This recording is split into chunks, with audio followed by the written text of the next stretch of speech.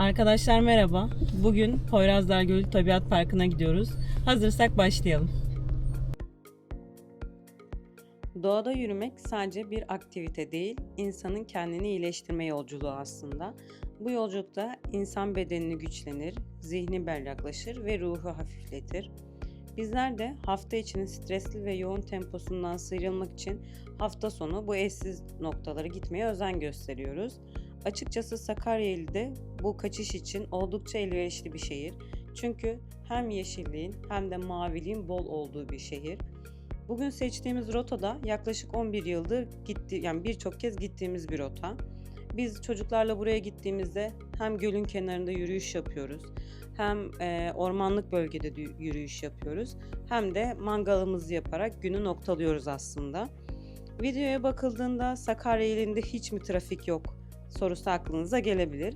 Ancak evimiz 1999 depreminden sonra yapılan kalıcı konutlar bölgesinde olduğu için nispeten şehir merkezine uzak ve bu sebeple de şehir merkezine yaklaşana kadar trafiğin içine girmemiş oluyoruz. Aslında biz de evimizi seçerken çocuklarımızın biraz daha mahalle içinde oynamasına özen gösterdiğimiz için bu noktayı seçtik. Hazırsanız şimdi bağlantı yoluyla birlikte Poyrazlar Gölü'nün Tabiat Parkı'na giriş sağlayacağız. Tabiat Parkı'na giriş ücretleri araç tipine göre değişkenlik göstermektedir. 2025 yılı otomobil giriş ücreti 90 TL olarak belirlenmiş. Şimdi ödemeyi yaparken ben de size Poyrazlar Gölü Tabiat Parkı'nın tarihi yapısından bahsedeyim. Bu tabiat parkı Sakarya il merkezine yaklaşık 8 kilometre mesafede Poyrazlar köyü sınırları içerisinde yer almaktadır. Göl, Sakarya Nehri'nin yatak değiştirmesi sonucu oluşmuş bir alüvyal set gölüdür aslında. Yaklaşık 67 hektarlık bir yüzeye sahip olan gölün derinliği 3 ila 8 metre arasında değişmektedir. Poyrazlar Gölü zengin biyolojik çeşitliliğiyle öne çıkan bir göldür ve gölün çevresinde bugüne kadar 154 kuş türü tespit edilmiştir.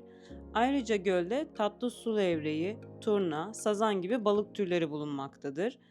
Göl çevresindeki ormanlık alanlar, gürgen ve meşe ağaçlarının yanı sıra sonradan ağaçlandırılan karaçam ve sarıçam türleri de bulunmaktadır. Bu ormanlık alanlar çeşitli memeli ve sürüngen türlerine de ev sahipliği yapmaktadır. Bu tabiat parkı ziyaretçilere çeşitli aktiviteler de sunmaktadır. Göl çevresinde piknik yapmak için uygun alanlar ve tesisler mevcuttur. Doğa yürüyüşü ve bisiklet turları için parkurları bulunmaktadır. Gölün üzerinde su bisikleti gibi aktiviteler yapılabilmektedir. Ayrıca paintball ve ATV safari gibi etkinlikler de düzenlenmektedir. Zengin kuş çeşitliliği sayesinde de kuş gözlemleri için harika bir alan sunuyor Poyrazlar Gölü. Poyrazlar Gölü'ne Tabiat Parkı'na girmeden önce aslında kamp yerleri mevcut. Orayı bugün çekemedik ne yazık ki. Poyrazlar Gölü Tabiat Parkı'nın içerisinde bungalov veya otel bulunmamakta. Yani konaklama gibi bir imkan bulunmamakta. Ancak doğayla iç içe günübirlik bir gezi yapmak için tüm olanaklar mevcut. Kamp yapmak isteyenler için de Poyrazlar Gölü Tabiat Parkı'nın dışında kamp alanı mevcut. Bildiğimiz kadarıyla gölün çevresinde kamp yapamıyorsunuz.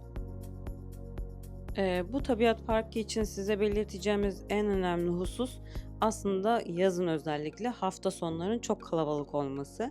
Yani eğer daha sakin bir deneyim istiyorsanız hafta içi planlamanızı almakta fayda var. Sonuç olarak Poyrazlar Gölü Tabiat Parkı'nı değerlendirdiğimizde gölün manzarası, zengin ekosistemi ve sunduğu aktivitelerle doğayla buluşmak isteyenler için mükemmel bir yer. İsterseniz piknik yapabilirsiniz, ister yürüyüşe çıkabilirsiniz, isterseniz kuşları gözlemleyebilirsiniz. Yani burada geçirdiğiniz zaman ruhunuzu dinlendirebilir. Eğer siz de doğayla iç içe huzurlu bir kaçış arıyorsanız bu nokta sizin için çok güzel bir nokta olabilir. Şimdi sizleri bugün Poyrazlar Gölü Tabiat Parkı'nda yaptığımız aktiviteler ile baş başa bırakıyorum.